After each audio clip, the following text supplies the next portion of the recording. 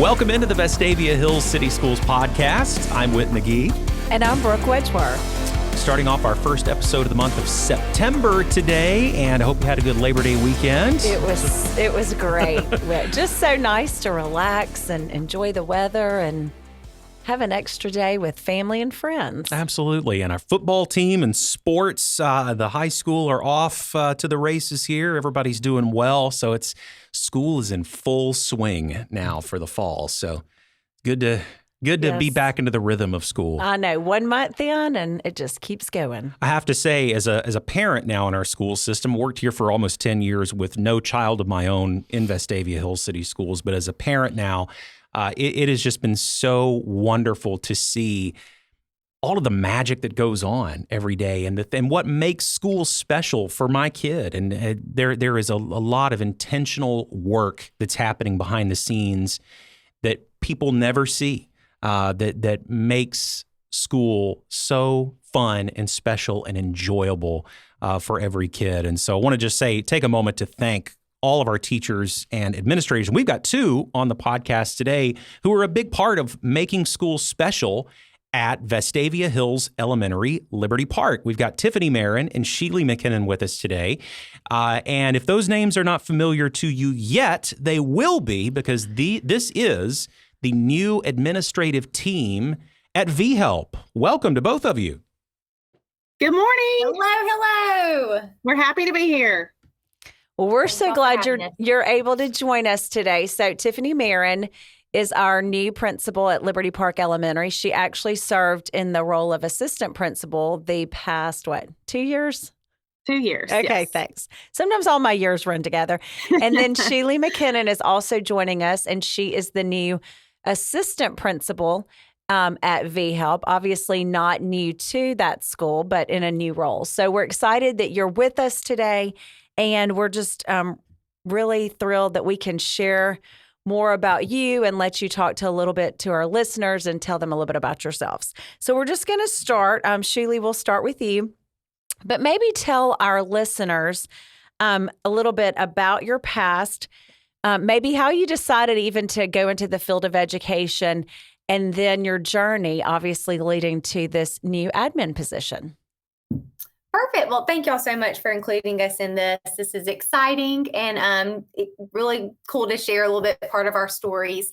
I grew up in Opelika, Alabama, which is right outside of Auburn. So it was a no-brainer to head to Auburn for college. And while I was there, I think I changed my major about 15 times until I finally landed in secondary English education. And it was once I kind of started through there, it was really quick for me to learn that I did not really want to spend time with high schoolers, that I would much rather like to spend time with the little people. So I switched into elementary education from there. I've always loved kids, always loved babysitting, knew that was something I wanted to do. My mom was a teacher. My sister was also a teacher. So a family of educators. It was just, like I said, just a no-brainer. And so graduated from Auburn and started working in Auburn City Schools at Drake Middle School. I taught sixth grade there for a few years until my husband's job relocated us to Birmingham. And we moved to Birmingham and thankfully was able to land the dream job here at Liberty Park. I taught fourth grade here for about 7 years, and then asked for just a little change of something different, a change of pace, and moved into fifth grade. So taught fifth grade for 2 years, and then never ever would have expected this role to become available. And right out of college, I'd gotten my educational leadership degree. So I just had it sitting in my back pocket and waiting for the right time and the right school and the right administration team. And it just kind of fell into my lap, thankfully. And it's been a great switch and change from the classroom. I'm learning so much about what goes on behind the scenes and how schools run and just all the ins and outs of what teachers and families might not see first and foremost. So it's been a great shift and a great change. And I've been so fortunate to be up underneath Tiffany and learning great things from her. So Tiffany, Thanks, Shealy. yeah. So now she set you up to share. I think the ball just got put in my court, but Heat her up. Sitting here listening to you, though, Shealy and I, for those of you that don't know, have known each other for years prior to us even working together at Liberty Park, and our daughters played softball together. But there are things that you just said that I didn't even know. So we have a similar path. I too went to Auburn University, War Eagle, and then my husband was actually in the military, and as he was getting out of the Marine Corps, I taught in private school at Auburn in 5th grade at Lee Scott Academy while he got his degree. And then we ended up moving to Birmingham, which is home for us. Actually went to Berry High School and then was the first class to graduate from Hoover High School. So I was a Buck, and, the Rebels were huge rivals. So I never really saw myself on this side, but we have settled in Vestavia and raised all 3 of our girls here. That's all they know. And they've all going through the school system. But I have taught 4th, 5th, and 6th grade, so upper elementary, and a family of teachers. I come from a family of teachers as well. My mom, my aunt, both of my cousins, my brother even kind of looked into education a bit. So I think it was just ingrained in me. I didn't know I always wanted to be an administrator, though. A couple of years in, I think sometimes people tell you things about yourself that you don't know. I knew I wanted to do something different in education, but did not necessarily see myself in charge of a building. And I had a couple of other people say, well, you should consider this or you should consider that. And then I think about how I try to do that, or naturally any educators, I think, pour into other people. But I had an amazing principal in Mountain Brook prior to Vestavia, and she said, you just need to go get it. And she said, and when you're ready, then you'll just know. And she was so right. So I eventually moved to Vestavia City Schools where my kids were. And I was at Caba Heights. So I've got an opportunity to bounce around to a couple of Vestavia schools, taught there for a few years, and then had the opportunity to be part of the Sanford cohort, the partnership between Vestavia City Schools and Sanford, and did that for a year and got my administrative certification. And then the position actually right upon completing that program for assistant principal at Liberty Park came about. And I didn't really think I was quite ready. I wanted my kids to be just a little older, but when opportunity knocks, sometimes you just have to make a decision to jump. And I did, and I've never looked back. So I live in Liberty Park, and then moving schools within the district has just been another opportunity for perspective. And I get to serve with the people that I live with. So it's been a great opportunity. And then, working under Dr. Blair Nabinet, if any of you know her, she's just a gift herself. And so when she had the opportunity to move to the middle school, which is actually where her teaching experience is and her heart too, then I just was really excited to have the opportunity to move into the interim principal position. I think I went a long way. I'm going to breathe for a second now. I just talk and talk. That's never been an issue. So, but it's been a good journey, and I never forget opportunity, and you just have to take advantage of opportunities when they come. So the fact that I now have Shealy as my partner in crime, and I get to do this every day with her, has been a gift as well. So really excited about the future of Liberty Park.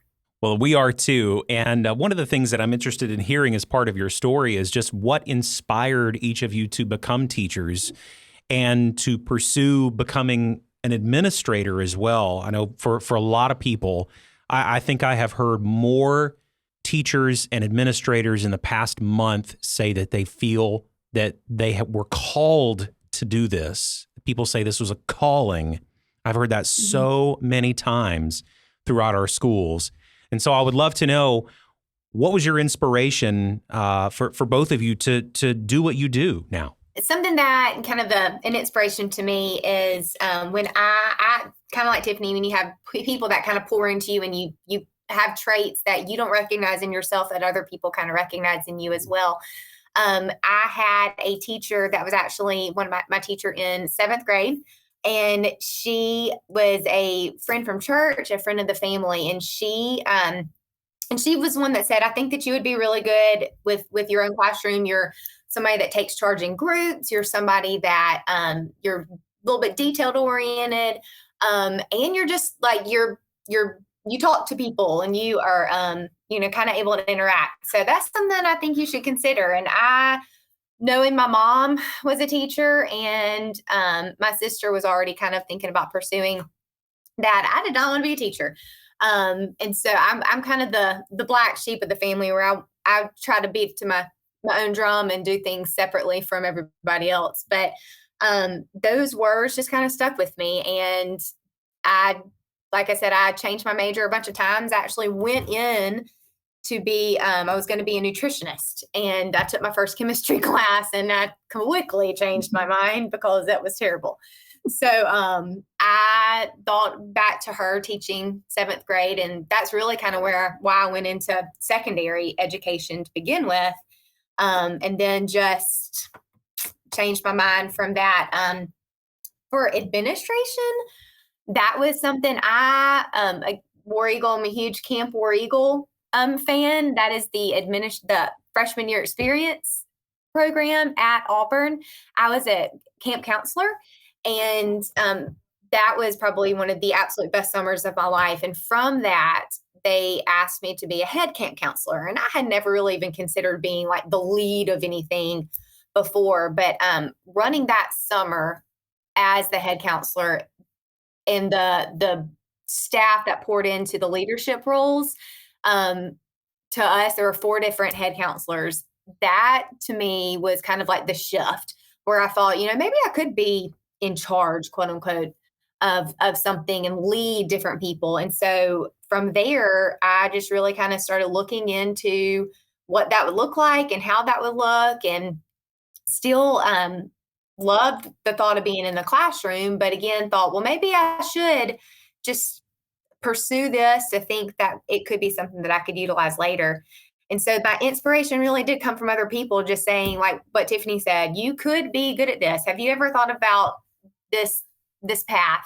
I don't even think my mother-in-law knows the story, but we were at a New Year's Eve party one night with my mother-in-law and friends, and her assistant principal was at that meeting, and she was asking about, what was I going to get my master's in? And we were finishing up. She wasn't my mother-in-law at the point. At that moment, I was just dating her son, but she was asking what I was getting my master's in. She was just carrying on conversation. And I told her that I was just going to get my master's in elementary education because that's just what I thought was the right thing to do. And she suggested, again, well, have you ever thought about something besides elementary? You'll always be able to be an elementary teacher, but what if you change your mind? What if there's something else that you want to do? And she suggested going into administration. And so I looked up some things and talked through it with some counselors and decided to switch on into educational leadership. So it was just the other people pouring into me that helped me realize that I could do something a little bit different. And then, just like I said, I held on to that degree for 17 years until the right moment came along. And so to get to actually applying and interviewing for this position, that was also the encouragement of other people in our building. And that was so humbling and just so gratifying that when other teachers said, Shealy, I think that you should apply. Shealy, are you going to apply? Hey, we volunteer you as tribute. Your turn. Go. And so just that to me makes me reflect and think about, am I doing that for other people? Am I pouring into people behind me? Am I seeing in them what somebody saw in me? Am I telling them? Am I encouraging them as well? So just the inspiration from other people is really what brought me where I am. Long-winded. I got that one, Tiff. Well, I would agree with you wholeheartedly on, I think a large portion of what we are here to do is to encourage and support the adults that are in our building and that we are in charge of. My journey definitely was my mom. She encouraged me. She was an elementary school teacher, and like I had said earlier, the whole family it must be in my blood. But I realized, I think as far as administration goes, I I had the most amazing cooperative teacher during my student during my student teaching, and it was in Tallahassee City Schools, a little bit outside of Auburn. And I really thought student teaching, you would just show up and I just kind of did my thing and got some feedback. But this teacher really poured into me. She was an amazing role model. She, would stay after school and reflect with me on lessons and kind of push me as far as my thinking and the instruction, making it so intentional. And then I think that's where I realized at some point in hindsight that I would eventually move into working with adults who serve children. When I taught 5th grade in Mountain Brook for a little while, my principal finally came to me one day because, if you don't know, administrators at universities will get in touch with us and then we kind of get feelers out to our teachers as far as how many students need to be placed for student teaching placements in a semester. And my principal at the time came up to me and said, "Now, Tiffany, that you've had a student teacher for like 2 years, pretty much. Not the same one, but every time there was an opportunity, I always had the door open and took one in." And then I realized I think that's my next step. I was pouring into adults who pour into children, and I really thrived off of that and loved that at that moment.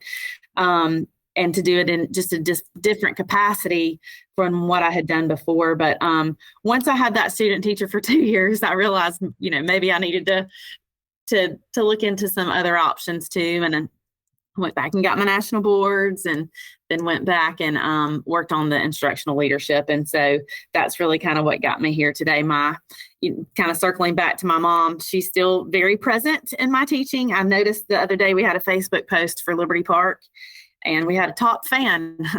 That top fan is my mother. So she does not even live in Vestavia, but I really felt like I was about 12 still, but just knowing that she's still behind me and she was commenting on the post as usual. So now I've got a close eye on her, but she had that little diamond mark that said top fan right by her. So she's definitely my inspiration and encouragement for where I am today.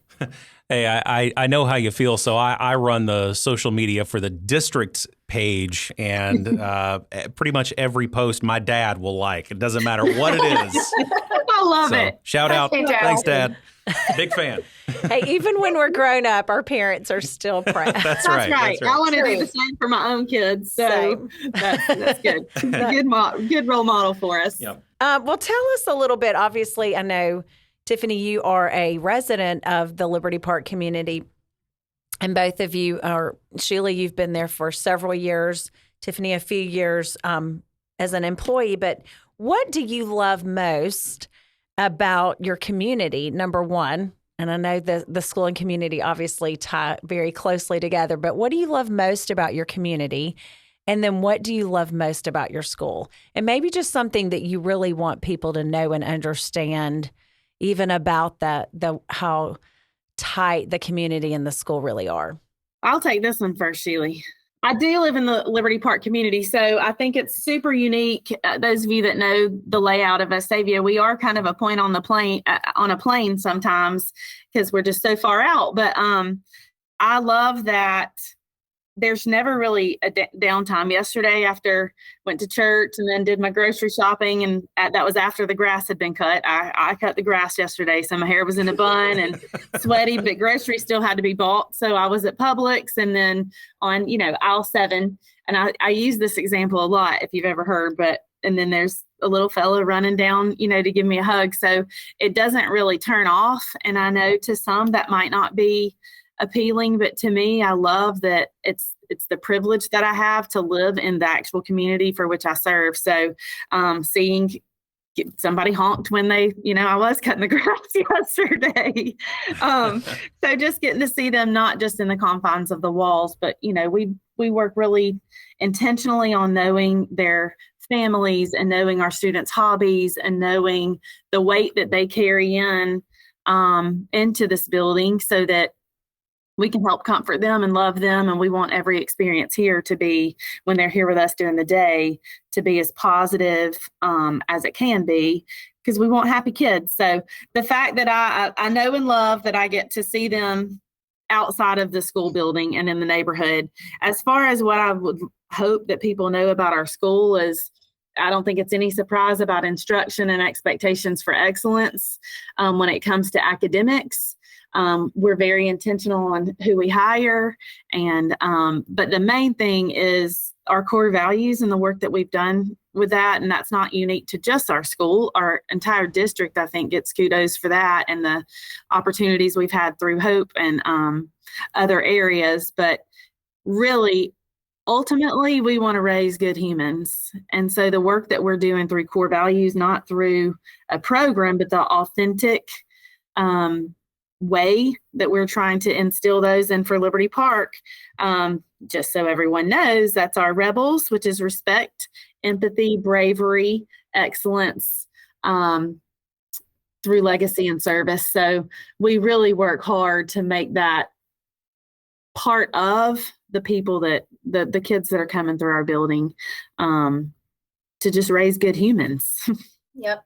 I think I could probably answer both of those questions really with one word. It's a family. I love so much because of the community where it is. It's smaller and it's all compact. And like Tiffany said, it is kind of farther away from the other parts of Vestavia.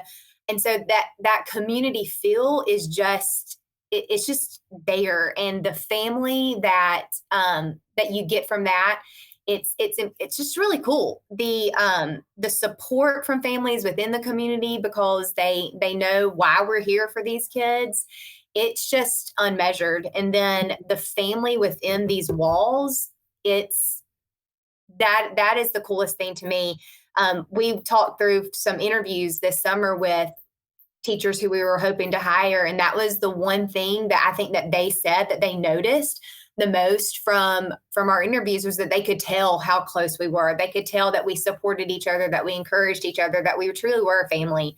I mean, that is why I feel like I've stayed at this school for as many years as I have, is because like I look forward to coming to work every single day. Mm-hmm. I truly do. I look forward to work as a teacher. I look forward to work now as an administrator, but it's because of the people that are in this school and within this community that just make it so special and just make you want to do well and to make you want to just exceed any expectation that the community has for you, Vestavia proper, or just Liberty Park in general. But it truly is a close-knit family, for sure. And I think that's so true. I'm not sure if y'all even know this. I actually taught at Liberty Park way back several years ago. And I was actually talking to my husband about it. I think it was this weekend. But it really is the neatest place. And I was talking about some of the families of the kids I taught, like I said, several years ago. I still will run into those families like out at dinner, their kids who are now all grown up, married, they have kids of their own, but like I will see them out in public and we're still so close. And so I think that's just one thing that's so neat is the families embrace you, the parents, and it's just, they so value that school and it really is a part of the community. And so I think it's just the neatest place to be and such a great, like you said, Shealy, family experience.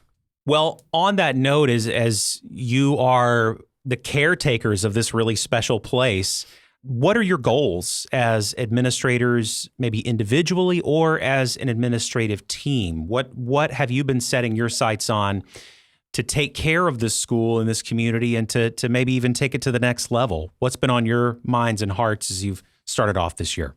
So I would say that, one of our instruction is always one of our goals, and just our instructional framework, which is something that we've worked super hard on this and diligently with this past year. And this year we're really rolling that out, but not just, but how do you see that in the classroom? So not just having words, but what does it look like? So we've come up with an instructional framework, and that voice is reflected for, it has our parents, has our students, has teacher voice in it, lots of stakeholders involved in that process. And it took about an entire school year to kind of roll through, but we had goals, but then kind of that was it. So the next natural step for us was to try to determine, well, what does that look like in our building? So what would you hope, a good way to think about it is, what would you hope if you walked into the classroom that you would see or hear or feel going on? And we even talked about, what do you hope isn't? Mm-hmm. So in order to kind of get there. So that's been a big process instructionally.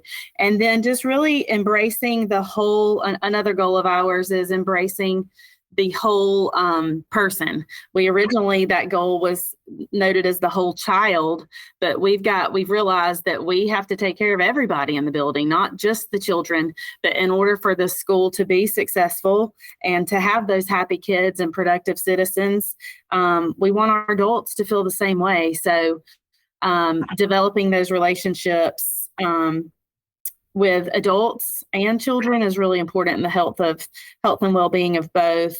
And then, of course, just our structures and processes. We're always working to build those systems and have those in place for all. Yeah. Can I say ditto to that? Yes. Yes. No, I agree 100%. I was going to say the instructional framework as well, but something else that I think is really that we've started and we're continuing is our work with our core values through our acronym of REBELS, and just really focusing in on what that looks like, what that sounds like, what that feels like in and out of the classrooms. Having teachers model those core values, that is the best way of learning for our students. And so for what can we do to pour into our teachers, we've got to model them as well. So that really kind of, I feel like, through the instructional framework, but then also through REBELS, how can we show respect, empathy, bravery, excellence, legacy, and service ourselves so that we can empower our teachers to show that to our students, and then our students to show that not just at school when we're talking about the core value of the month, but they're displaying those core values in the hallway. They're displaying them at home in their sports program, kind of just infiltrating their entire lives with what these core values look like and sound like and feel like everywhere. Outstanding. Well, that is very exciting to have you both. I have to say, just on a personal note, I love the visual, Tiffany, of folks just waving and honking as you're out, doing some lawn care on a Saturday. I've heard of like coffee chats before and lunch and learns before, but principal, I'll be out in the yard, doing a little weed eating. If you need anything, just stop by. All hands on deck at the Marron house. If you don't know, I have 3 daughters. So my husband is a house full of women. So everybody knows how to cut grass. Everybody knows how to do those kind of things. So I have my turn in it as well. My husband says that's the only reason we had kids, was so they could do school, housework and yard work. Thanks, honey.